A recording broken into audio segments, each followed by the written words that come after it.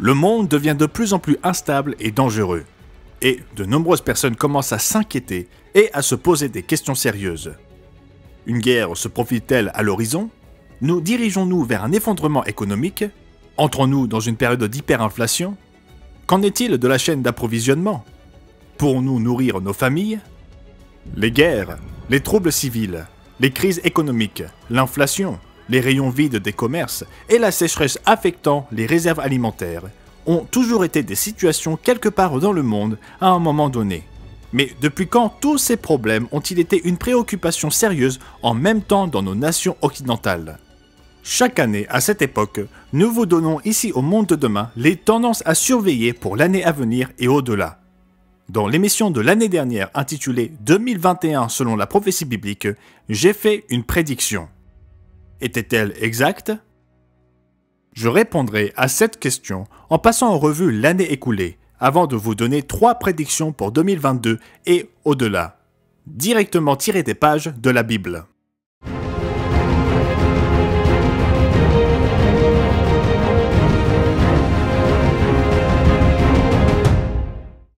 Bienvenue au Monde de Demain, où nous vous donnons des nouvelles puisées dans les pages de la Bible.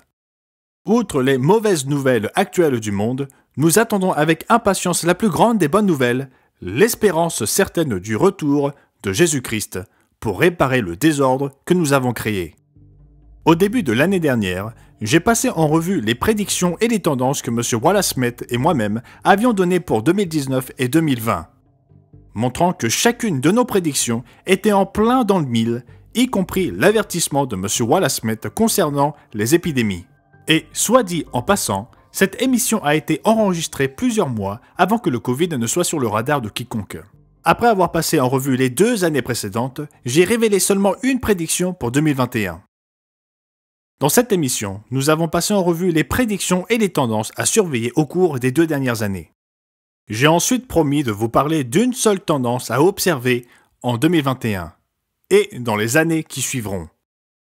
Nous ne pouvons pas connaître le moment exact, mais la tendance est certaine. Il y aura désastre après désastre pour l'Amérique et les peuples de souche britanniques. Remarquez comment le prophète Ézéchiel décrit ce qui attend l'anglosphère. L'angoisse vient. Ils chercheront la paix, mais ils ne la trouveront pas. Il arrivera malheur sur malheur, une rumeur succédera à une autre rumeur. Ils réclameront sans succès une vision au prophète, les prêtres ne connaîtront plus la loi, les anciens n'auront plus de conseils à donner. Le roi prendra le deuil, le prince aura la consternation pour habit, les mains de la population du pays seront tremblantes. Je les traiterai en fonction de leur conduite, je les jugerai d'après leur jugement, et ils reconnaîtront que je suis l'Éternel. La prédiction d'une succession de catastrophes n'est pas quelque chose que j'ai imaginé. Mais comme mentionné dans ce clip vidéo, cela provient du livre biblique d'Ézéchiel, chapitre 7, au verset 26. Des catastrophes d'un genre ou d'un autre se produisent de temps à autre. Mais ce passage prédit des catastrophes majeures en chaîne. Il prédit des temps extraordinaires. Avons-nous vu cela en 2021? Je ne me souviens pas d'une année de mon vivant où des événements plus catastrophiques se sont empilés les uns sur les autres. Mais ne me croyez pas sur parole. Il s'est passé tellement de choses en 2021 que je n'ai pas le temps de mentionner brièvement ces événements extraordinaires. Alors commençons par un rapide bilan de l'année. Il n'a pas fallu longtemps pour que la catastrophe numéro 1 se produise. Le 6 janvier, la prise d'assaut du Capitole américain. Dois-je en dire plus ? 2 semaines plus tard, le désastre numéro 2 a frappé. Le 20 janvier, le jour de son entrée en fonction, le président Biden a annulé le projet de l'oléoduc Keystone XL, qui aurait permis d'acheminer du pétrole brut du Canada vers les raffineries de la côte du Golfe. Ce n'était que le prélude à ce qui s'est avéré être une guerre contre les énergies fossiles qui a laissé l'Amérique et son allié canadien dans le froid. Comme le montre cet article, paru le 14 octobre 2021 à New York. Les factures de chauffage vont augmenter en hiver à cause de l'inflation. Préparez-vous à payer des factures de chauffage nettement plus élevées cet hiver, de même que pour tout le reste selon toute probabilité. Avec la hausse mondiale des prix du mazout, du gaz naturel et d'autres combustibles, le gouvernement américain a déclaré mercredi qu'il s'attendait à ce que les ménages voient leurs factures de chauffage augmenter de 54% par rapport à l'hiver dernier. Les prix du carburant sont également montés en flèche et, ironiquement, tout en faisant la guerre aux producteurs américains et canadiens, le président a supplié l'OPEP d'augmenter l'offre. Si cette déclaration semble politique, ce n'est pas mon intention, c'est juste pour rappeler les faits. L'Amérique était récemment devenue indépendante sur le plan énergétique, mais la guerre contre le gaz, le pétrole et le charbon a mis fin à cette indépendance. Certains diront que la guerre contre l'énergie fossile est une bénédiction plutôt qu'un désastre. Il est vrai que le sujet est controversé, mais pas pour les personnes à faible revenu ou à revenu fixe qui grelottent dans leur maison, ou pour ceux qui doivent choisir entre la nourriture ou le carburant pour remplir le réservoir afin de se rendre au travail. Oublions donc la politique. Pour des millions de gens, la guerre contre les énergies fossiles est un désastre personnel. Donc voici le désastre numéro 2 de 2022. Les conséquences de la guerre contre les énergies fossiles. La prise du Capitole par la foule le 6 janvier et la guerre contre les énergies fossiles ne furent que le début. Il n'a pas fallu longtemps pour qu'une autre catastrophe majeure se produise. Du 11 au 20 février, ce fut le désastre numéro 3. Les tempêtes hivernales historiques qui ont frappé le Texas et les États américains des plaines centrales. Une série de tempêtes se sont succédées et ont paralysé la vie quotidienne, perturbant l'acheminement de marchandises essentielles vers le reste du pays. Au Texas, les températures sont descendues jusqu'à 6 degrés Fahrenheit ou moins 14 degrés Celsius. Et les tempêtes de verglas catastrophiques qui les ont accompagnées ont fait tomber des arbres et des lignes électriques. La glace et les températures glaciales ont également stoppé les éoliennes produisant de l'électricité, mettant ainsi hors service le réseau électrique sur une grande partie de l'État. Le Service national de météorologie a rendu compte de l'ampleur des tempêtes. Il s'agit de l'un des événements hivernaux les plus marquants de l'histoire récente, entraînant des fermetures de routes sur plusieurs jours, des coupures de courant, des pannes de chauffage, des ruptures de canalisation entraînant d'autres impacts sociétaux dans la région. Alors que les dommages sont encore en cours d'évaluation, il est probable que cette catastrophe sera la première catastrophe d'1 milliard de dollars de 2021 à l'échelle mondiale, et potentiellement la catastrophe météorologique la plus coûteuse de l'histoire pour l'État du Texas, dépassant même l'ouragan Harvey de 2017. Une nouvelle crise à la frontière sud des États-Unis a commencé au début de l'année, et s'est amplifiée au fil des mois. Des centaines de milliers de migrants d'Amérique centrale et du Sud, d'Afrique, d'Asie et du Moyen-Orient sont entrés illégalement aux États-Unis par le Mexique. Nombre d'entre eux ont été transportés par bus et par avion vers des villes lointaines aux premières heures du jour, dans le but de dissimuler l'ampleur du problème. Et avec ce déferlement de personnes sont également venus la drogue, les membres de gangs et presque certainement des terroristes. Il faudra du temps avant de connaître l'impact complet d'une frontière ouverte, mais il y aura des conséquences. Donc la catastrophe numéro 4 de 2021 était la crise à la frontière sud des États-Unis. Le désastre numéro 5 était à la fois inattendu et décourageant. De nouveaux vaccins promettaient de libérer l'humanité de l'emprise du virus Covid-19.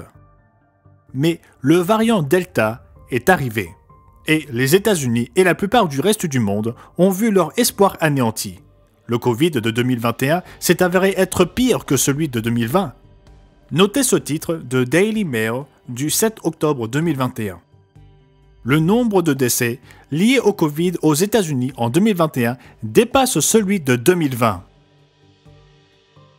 Et ce, alors qu'il restait encore 3 mois dans l'année. Donc le désastre numéro 5 était le variant Delta et la persistance de la pandémie de Covid-19. Les cyberattaques sont plus courantes et plus coûteuses que la plupart des gens ne le pensent. L'attaque par rançongiciel du 7 mai contre l'oléoduc Colonial, basé à Houston, a interrompu l'acheminement du carburant vers les États du Sud-Est et du centre du littoral atlantique. Et même après avoir recommencé à couler, il a fallu des jours pour qu'il arrive à destination. La société aurait déboursé 5 millions de dollars pour résoudre le problème. Mais une partie a été récupérée selon les rapports. Avant la fin du mois de mai, JBS, la plus grande usine de conditionnement de viande au monde, a été frappée par une attaque similaire, entraînant la fermeture d'usines en Amérique du Nord et en Australie. JBS aurait payé 11 millions de dollars pour éviter une longue fermeture, sans compter les pertes de revenus et de salaires, ainsi qu'une foule d'autres dépenses. Ces deux événements ne sont que les exemples les plus publics de la très réelle cyberguerre en cours. Et c'est pourquoi la sixième catastrophe est la cyberguerre silencieuse en cours. Cette guerre est réelle. Elle coûte au gouvernement des villes, des États et des nations, aux chaînes de télévision, aux agences d'évaluation de crédit, aux banques, aux centrales nucléaires et à des milliers d'entreprises publiques et privées, ainsi qu'aux particuliers, bien plus que n'importe quelle catastrophe naturelle. Ces attaques sont quotidiennes, et à moins qu'elles ne vous touchent personnellement, elles passent généralement inaperçues, délibérément, car aucune entreprise ne souhaite la publicité négative associée à une cyberattaque réussie. Certaines attaques volent des secrets commerciaux ou des données personnelles. D'autres extorquent des millions en crypto-monnaies. Mais fait inquiétant, des pays sondent discrètement les installations militaires et les infrastructures de leurs ennemis en vue d'une guerre armée.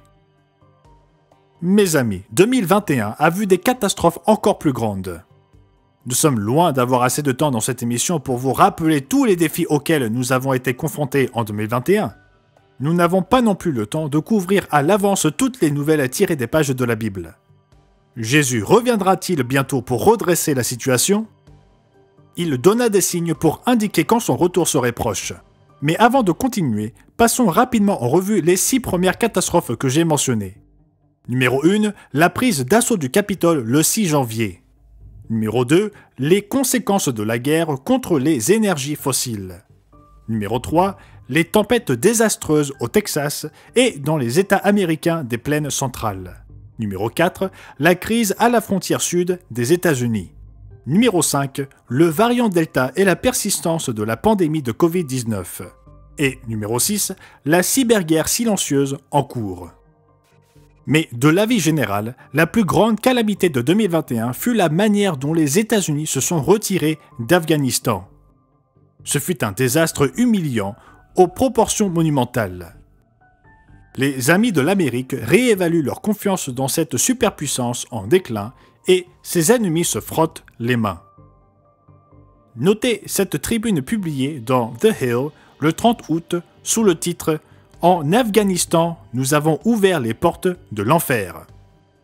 L'article poursuit en faisant référence à Winston Churchill après l'apaisement d'Adolf Hitler par Neville Chamberlain. La débâcle du président Joe Biden n'aura pas de tel sauveur. Le djihad islamique n'est pas ce genre de guerre. Au lieu de nous faire sortir d'Afghanistan et d'apporter la paix à notre époque, il a ouvert les portes de l'enfer. En une seule manœuvre stratégique désastreuse et grossièrement mal conçue, Biden a armé et renforcé les talibans et a réjoui tous les fanatiques musulmans du Maroc à Mindanao. Depuis le 11 septembre 2001, aucun événement n'a autant galvanisé nos ennemis. Les forces américaines abandonnant le terrain, les militaires afghans déposant les armes et les talibans rétablissant leur émirat islamique. Donc le désastre numéro 7 est le suivant, la manière humiliante dont l'Amérique a quitté l'Afghanistan. Pour gagner du temps, permettez-moi d'en mentionner quelques autres en ne faisant que de brefs commentaires. Numéro 8. La rupture de la chaîne d'approvisionnement. Celle-ci est si évidente qu'il n'est pas nécessaire d'en dire plus, mais qui y aurait pensé il y a un an? Numéro 9. L'inflation. Cela aussi est énorme, mais là encore, pas besoin d'en dire plus. Nous le constatons tous quotidiennement, et ce sont les personnes à faible revenu ou à revenu fixe qui le ressentent davantage. Ensuite, il y a le numéro 10. La pénurie de main-d'œuvre. Les gouvernements ont emprunté pour inciter les gens à ne pas travailler. Il est incongru de voir des panneaux postes vacants partout alors que des mendiants et des campements de sans-abri se multiplient un peu partout. Alors que les statistiques du chômage sont faibles, on rapporte que 5 millions de travailleurs américains ont abandonné le marché du travail. Et cette pénurie de main-d'œuvre est aggravée par la catastrophe numéro 11. Quelle que soit votre position sur le sujet, une chose est certaine, des policiers, des pilotes, des chauffeurs routiers, des personnels de santé et des travailleurs essentiels dans de nombreux secteurs ont choisi de laisser tomber leur emploi plutôt que de se faire vacciner. Nombre de ceux qui ont mis leur vie en danger et qui ont été salués comme des héros au plus fort de la pandémie ont été écartés. C'est pourquoi la catastrophe numéro 11 est l'obligation vaccinale. Voici un autre problème qui n'a fait qu'empirer en 2021. Numéro 12, des nations divisées contre elles-mêmes au sujet des masques, des vaccins, de l'immigration, du changement climatique et de bien d'autres sujets. La société civile s'effondre. Quel que soit le camp dans lequel on se situe par rapport à ces questions, les citoyens des États-Unis, du Canada, d'Australie, d'Afrique du Sud, de France, des Pays-Bas, d'Allemagne, pour n'en citer que quelques-uns, ont perdu confiance dans leur gouvernement et leurs citoyens deviennent des contestataires. La prédiction du monde de demain pour 2021 était malheur sur malheur. Quelqu'un peut-il nier que 2021 fut un désastre pour les États-Unis? Et je n'ai pas le temps de parler des sécheresses, des feux de brousse, des inondations et d'une infestation de souris en Australie, ni des pénuries de carburant au Royaume-Uni, ni de la sécheresse record et du déclin économique et politique en Afrique du Sud, ni de la pire marée noire de l'histoire d'Israël. Il y en a eu beaucoup d'autres, comme la sécheresse extrême qui a sévi dans la majeure partie de l'Ouest américain et du Canada. La ville de Lytton, en Colombie-Britannique, située à environ 160 km au nord de la frontière états-unienne, a enregistré une température étonnante de 121,3 degrés Fahrenheit ou 49,6 degrés Celsius avant d'être rayée de la carte par un incendie de forêt. Alors que pouvons-nous attendre en 2022 et au-delà selon la prophétie biblique? Aucun d'entre nous ici au monde de demain n'est prophète. Nous lisons simplement la Bible et attirons votre attention sur ce qu'elle révèle. Le problème est que nous ne pouvons pas savoir exactement à quel moment certains événements auront lieu, mais nous pouvons en avoir une vue d'ensemble. Alors à quoi devons-nous nous attendre pour 2022 et les années suivantes? Jésus emmena ses disciples sur le mont des Oliviers et lui ont posé la question suivante. Dis-nous, quand cela arrivera-t-il et quel sera le signe de ton avènement et de la fin du monde? De nombreuses prophéties indiquent clairement qu'une ère meilleure, un monde nouveau, est à venir. Ce monde meilleur sera instauré au second avènement de Jésus-Christ, un événement qui ébranlera le monde. Cela ne se produira pas en 2022 ou même dans un très proche avenir, mais cela arrivera. En fait, vous feriez mieux d'espérer qu'il se produise, car si ce n'est pas le cas, nous nous anéantirons littéralement nous-mêmes. C'est ce que dit Jésus. Lisez-le dans Matthieu chapitre 24, au verset 21 et 22. Car alors la détresse sera si grande qu'il n'y en a point eu de pareil depuis le commencement du monde jusqu'à présent, et qu'il n'y en aura jamais. Et si ces jours n'étaient abrégés, personne ne serait sauvé. Mais à cause des élus, ces jours seront abrégés. Certains se moquent de l'idée que le Christ doit revenir pour sauver l'humanité de la destruction, ou même qu'il reviendra tout court. Ils expérimentent ce que l'apôtre Pierre appelle une sorte de constance sur le plan historique. Voici ce que Pierre a prédit pour notre temps, tel qu'on le trouve dans sa deuxième épître au chapitre 3 et au verset 3 à 4. Sachez avant tout que, dans les derniers jours, il viendra des moqueurs avec leur raillerie et marchant selon leur propre convoitise. Ils disent « Où est la promesse de son avènement? Car depuis que les pères sont morts, tout demeure comme dès le commencement de la création. » Mais tout ne demeure pas figé. Notre monde devient plus dangereux d'année en année. Le prophète Ézéchiel nota également cette attitude identique chez les sceptiques qui prétendent à tort que la prophétie a échoué. Chapitre 12 et au verset 27 à 28. Fils de l'homme, voici la maison d'Israël dit. Les visions qu'il a ne sont pas près de s'accomplir. Il prophétise pour des temps éloignés. C'est pourquoi, dis-leur, ainsi parle le Seigneur l'Éternel. Il n'y aura plus de délai dans l'accomplissement de mes paroles. La parole que je prononcerai s'accomplira, dit le Seigneur l'Éternel. Nous devons être assez humbles pour reconnaître que nous ne connaissons pas le mois ou l'année où chaque prophétie de la Bible se réalisera. Même si les 2 dernières années sont une indication, le temps est compté pour que les peuples d'origine britannique et américaine se repentent avant qu'il ne soit trop tard. Voici donc la tendance numéro 1 à surveiller en 2022 et au-delà. Alors que vous pensez que le pire est arrivé, quelque chose de plus grave surgit. Oui, il y aura des hauts et des bas. Il y aura des périodes qui sembleront bonnes, mais la tendance à long terme est claire. Des désastres enchaînent sur les peuples d'origine britannique et pour les États-Unis à cause de nos péchés. Par conséquent, la tendance numéro 2 pour 2022 et les années suivantes, des crises se succéderont en chaîne. Cette prédiction vient d'Ézéchiel 7 et du verset 26 que nous avons lu au tout début de cette émission. Il arrive malheur sur malheur. Mais remarquez qu'il y a une deuxième déclaration dans ce verset. Il y aura rumeur sur rumeur. Donc la dernière tendance à surveiller est la continuation de quelque chose qui existe déjà malheureusement. Donc tendance numéro 3, les rumeurs ne feront qu'empirer. Y a-t-il jamais eu une période plus riche en théories du complot et en rumeurs qu'aujourd'hui? Toutes alimentées par les réseaux sociaux et Internet. Attendez-vous à ce que les rumeurs, les théories du complot et les fausses nouvelles provenant de toutes sortes de sources imaginables continuent à déferler. Mais la bonne nouvelle est que, lorsque les choses ne pourront vraiment pas empirer, notre Créateur interviendra pour nous sauver de notre folie. Il établira alors un royaume mondial, qui apportera la paix et la prospérité à toute la planète. Les guerres et les maladies prendront fin, et les gens apprendront à s'entendre les uns avec les autres. Tel est le message du monde de demain. Merci d'avoir regardé cette émission. Pour découvrir les tendances à surveiller en 2022, commandez votre exemplaire gratuit de notre brochure 14 signes annonçant le retour du Christ en cliquant sur le lien dans la description. N'oubliez pas de vous abonner à notre chaîne pour continuer à apprendre la vérité telle qu'elle est révélée par la Bible. À très bientôt.